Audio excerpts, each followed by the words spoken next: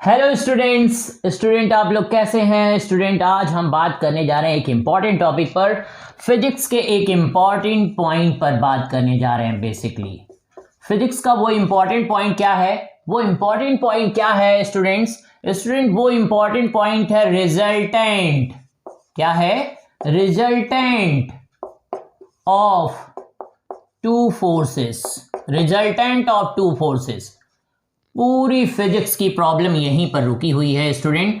तो इस important point पर हम बात करेंगे।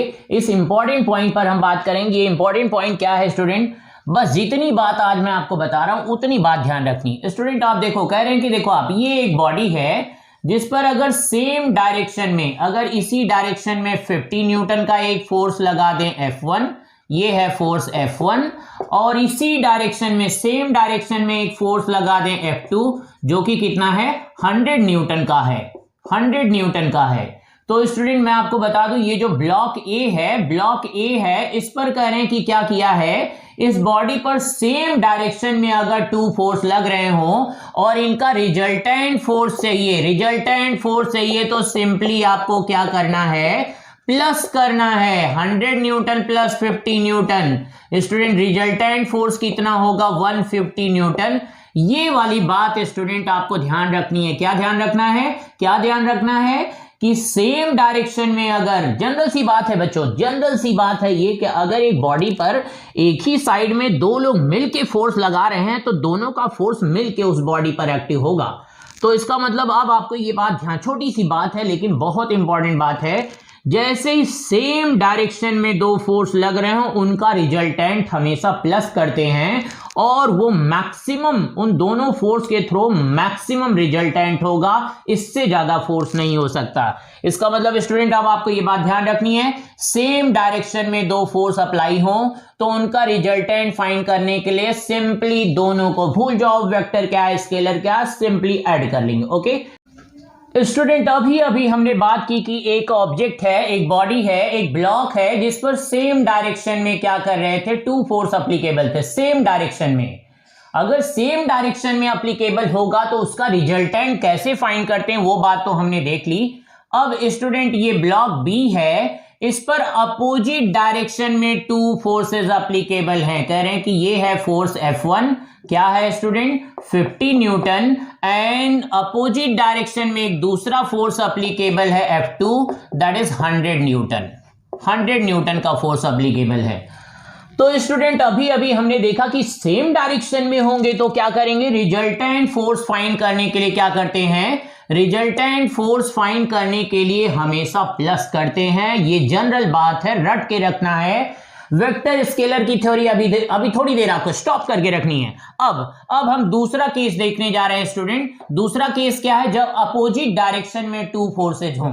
अपोजिट डायरेक्शन में टू फोर्सेज होंगे स्टूडेंट तो भूल जाओ आप, पैरेललोग्राम लॉ क्या, सब को रोको। अभी आपको छोटी छोटी टेक्निक सीखनी है।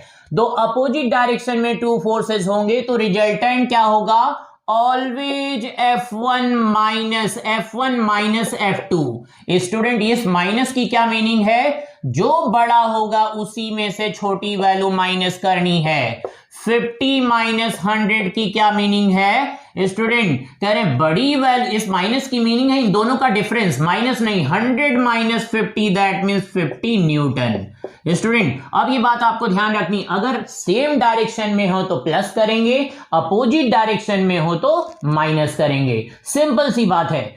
फिजिक्स की ये टेक्निक है स्टूडेंट। फिजिक्स इसी पर रुकी हुई है। आपकी फिजिक्स गारंटीड अच्छी हो जाएगी, ये छोटे छोटे क्लिप आपको देखने हैं।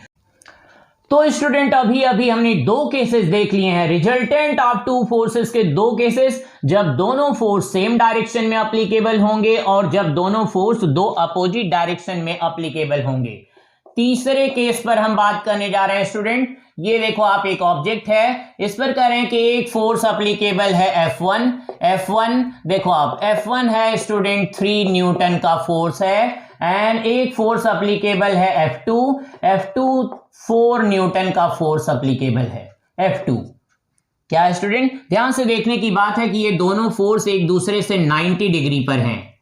एंगल बिटवीन टू फोर्सेस क्या गिवन है स्टूडेंट, 90 डिग्री। ओके, बड़ी अच्छी बात है। एक तो हमने देखा कि सेम डायरेक्शन में फोर्स लग रहे हो तो एडिशन करते हैं, अपोजिट डायरेक्शन में फोर्स लगेंगे तो क्या करेंगे, सब्ट्रैक्शन करेंगे, माइनस करेंगे। स्टूडेंट अगर राइट एंगल पर लग रहे हो तो रिजल्टेंट फोर्स फाइंड करने के लिए इन दोनों पर पाइथागोरस अप्लाई करनी है। F1 का स्क्वायर प्लस F2 का स्क्वायर दैट इज 3 का स्क्वायर एंड प्लस 4 का स्क्वायर दैट इज 25। तो स्टूडेंट आ गया 5 न्यूटन। ध्यान से देखो आप स्टूडेंट, कह रहे हैं यही सेम डायरेक्शन में होते तो रिजल्टेंट 7 न्यूटन आता, अपोजिट डायरेक्शन में होते तो रिजल्टेंट 1 न्यूटन आता, 90 डिग्री पर है तो रिजल्टेंट 5 न्यूटन आ रहा है।